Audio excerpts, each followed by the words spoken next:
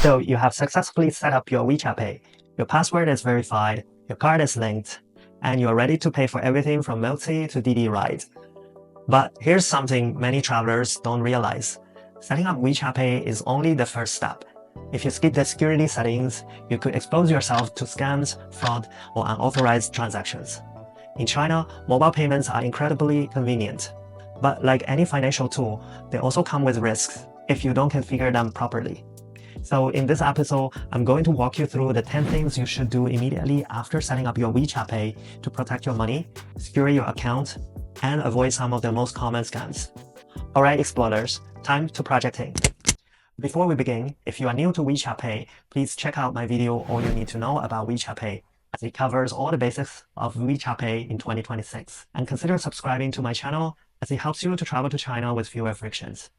If you have successfully set up your Wechat Pay and linked your card to the wallet, here are the 10 things I would personally do to stay on top of my wallet and avoid financial losses and common traps. Number 1. Enable mobile face recognition. This is probably the most important setting that you should activate. If your phone is lost or stolen, or even just left unattended for a few minutes, someone could potentially access to your payment screen, and when you are traveling, that kind of mistake can happen more easily than you think.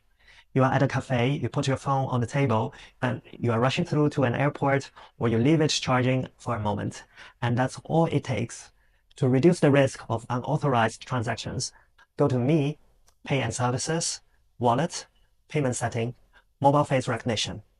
There, you can enable Face Pay. Once that is activated, not only can it make payment faster, but it also adds an extra verification step if anyone wants to access to your payment code or wallet. Think of this as your first line of defense. Because even if someone gets a hold of your phone, it doesn't mean they should be able to get your money too. The second thing I would do to make my wallet more secure is to enable the digital certificate and the balanced privacy protection. To do so, go to Me, Pay and Services, Money, then tap the small text under the agreement, where you will find two very useful security tools. The first one is the digital certificate, which adds an extra layer of encryption to your account. Under this section, you can also set your daily payment limit, which is very useful if you want more control over your spending and security. The second one is balanced privacy protection. This hides your wallet balance from homepage, so people cannot easily see how much money you have in your account if they glance at your screen. It is a simple but very practical way to prevent shoulder surfing, especially in crowded areas such as trains, airports, cafes, or restaurants. And I strongly recommend turn on both of these functions. The third thing I would do is to add a security lock to the wallet itself. To do so, go to Me, Pay and Services, Money, then tap the small text under the agreement again, where you will find the security lock function. You can choose either Face Unlock or Pattern Password Unlock. This means your wallet gets an extra layer of protection, and nobody will be able to casually access or change your wallet settings. This is especially useful because sometimes a real danger is not just someone making a payment, it is someone changing your settings, turning off protections, or modifying your wallet access without you noticing. Think of it like locking not just the front door, but also the safe inside the house. It only takes a few seconds to set up, but it can make huge difference if your phone ever ends up in the wrong hands. A very common mistake that people make is to use the same password for everything: their phone, their bank cards, apps, and payment accounts. Unless you have a very strong password system, I would recommend you to use an independent password for Wechat Pay. Your Wechat Pay password should be different from your phone unlock password and should be different from your bank card's PIN. Also, avoid weak passwords such as birthdays, repeated numbers, or simply a combination like 1, 2, 3, 4, 5, 6. Choose something unique and change it from time to time. A strong and separate password significantly reduces the risk of unauthorized transaction. But of course, you still need to remember it. If you ever log into your Wechat on a different phone, an old phone, or a new device, make sure you review your login devices afterwards. To do so, go to Me, Settings, Account Security, Manage Device. Here you will find a list of devices that you have previously logged into your Wechat account. Remove any devices you don't recognize or no longer in use. This is important because sometimes we log into another phone just for a minute, maybe to transfer a file, scan something, or help with troubleshooting, and then we forgot about it completely. weeks and months later, this device could still have access to your account. So think of this as doing a quick audit or who still has a key to your digital house. It is a very simple step, but it helps you to keep your account secure and prevents unauthorized access. After turning on these key settings, here are a few important things you should also be aware of when actually using WeChat Pay. Number 6, be aware of cancel auto payment scam. This is one of the most common fraud tactics. Scammers may call you to pretend to be customer service, a bank representative, or even the police or other authorities. They may tell you that you accidentally activated a paid service, and they can help you to cancel it. At first, it sounds very helpful, right? Maybe even urgent. Then, they ask you to install softwares, click on a suspicious link, or share your screen. This is the trap.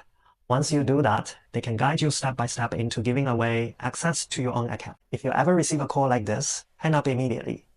WeChat Pay's features do not charge activation fees, and legitimate staff will never call you to install remote control softwares just to fix your payment settings. If someone creates panic and asks you to act fast, that is usually a signal to you to slow down. Another very common scam involves video calling and screen sharing. Scammers may convince victims to join a video call, often claiming themselves as support staff or government-related personnel.